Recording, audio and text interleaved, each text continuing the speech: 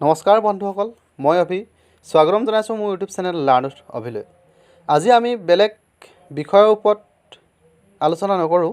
আজি আমি আলোচনা কৰিম এটা ইনফৰ্মেটিভ ভিডিঅ'ৰ ওপৰত।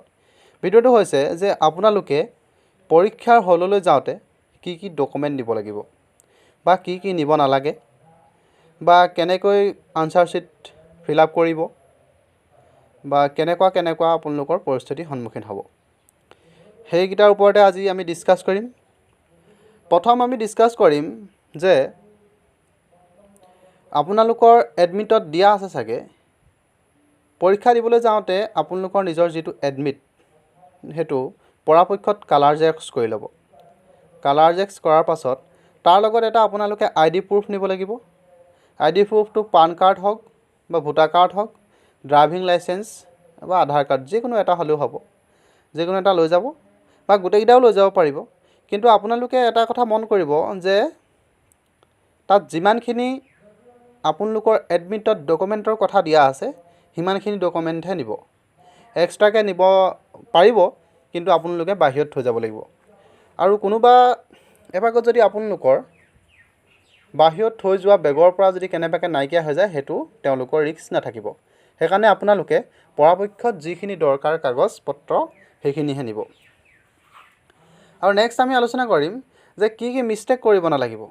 প্ৰথম মিষ্টেকটো হৈছে যে আপোনালোকে যেতিয়া আনচাৰ শ্বীটখন দিব, আনচাৰ শ্বীটখন দিওঁতে তাত আপোনালোকে কোনো স্কেটছ নামাৰিব, মানে তাত চিন নবহাব। যদি চিন বহাই দিয়ে আপোনালোকৰ ৰিজেক্ট হৈ যাব। ৰিজেক্ট হৈ যোৱাৰ লগে লগে আপোনাক নেক্সট আনচাৰ শ্বীট কেতিয়াও নিদিয়ে। আৰু এটা হৈছে যে আপোনালোকৰ ৰিজনিঙৰ বা মেথছৰ যিকোনো প্ৰশ্ন কৰিবৰ কাৰণে বহি প্ৰয়োজন হ'ব। বহি প্ৰয়োজন হ'লে আপোনালোকে কি কৰিব, আপোনাৰ প্ৰশ্নখনৰ পিছফালে কেইখিলামান বগা বা ব্লেংক কাগজ থাকিব। সেই ব্লেংক কাগজত আপোনালোকে প্ৰশ্নবিলাক কৰি চাব পাৰিব। সেই প্ৰশ্নবিলাক কৰিবৰ কাৰণে আপোনালোকে কলম নিনিব। মোৰ ফালৰ পৰা এটা এডভাইচ দিব বিচাৰিছোঁ যে কলম এইকাৰণে নিনিব, আপোনালোকে এটা প্ৰশ্ন কৰোঁতে যদি তাত 3খন বা 2খন থাকে, বহুতখিনি জেগা লৈ ল'ব। সেইবাবে আপোনালোকে কাঠ পেঞ্চিল নিব, লগতে ৰাবাৰ এটুকুৰা নিব, যাতে ৰাবাৰে আপোনালোকে মহাই আকৌ নেক্সট প্ৰশ্নটো কৰিব পাৰে। আপোনালোকৰ বহু বিভাগৰ পৰা প্ৰশ্ন আহিব, জেনেৰেল নলেজ, মেথছ, ইংলিছ আৰু ছায়েন্সৰ 3টা ভাগ, ফিজিক্স, কেমেষ্ট্ৰি, মেথছ নহ'লে বায়'লজি, এইবিলাক সকলোবিলাক আহিব। পৰাপক্ষত আপোনালোকে ভালকৈ দিবলৈ চাব। আৰু এটা মোৰ ফালৰ পৰা এডভাইচ দিবলৈ বিচাৰিছোঁ আপোনালোকক যে পৰীক্ষালৈ যাওঁতে আপোনালোকে কোনো স্মাৰ্ট ৱাটচ নিপিন্ধিব, ছানগ্লাছ নিপিন্ধিব। লগতে আপোনালোকে বহুবিলাকে দেখিছোঁ মানে ঘড়ী, চেইন, ফুলি এইবিলাক পিন্ধি যায়। এইবিলাক পিন্ধি যাব নোৱাৰিব। মহিলাসকলৰ বেলেগ কথা, তেওঁলোকে ফুলি চেইন পিন্ধিবই লাগিব। কিন্তু আপোনালোকে কেলকুলেটৰ বা কিতাপ এনেকুৱাবিলাক নিব নোৱাৰিব।